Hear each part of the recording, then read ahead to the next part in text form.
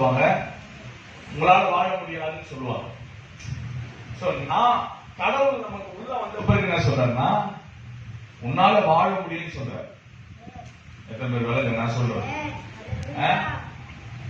ஆண்டவராக இயேசு கிறிஸ்து நமக்குள்ள வரும் பொழுது முடியாததும் முடியும் என்று சொல்ல வைக்க முடியுது இல்லையா? அப்ப எது ப்ரூவ் பண்ணுதுன்னா, வேத வசனம் நமக்கு ப்ரூவ் பண்ணி காட்டுது.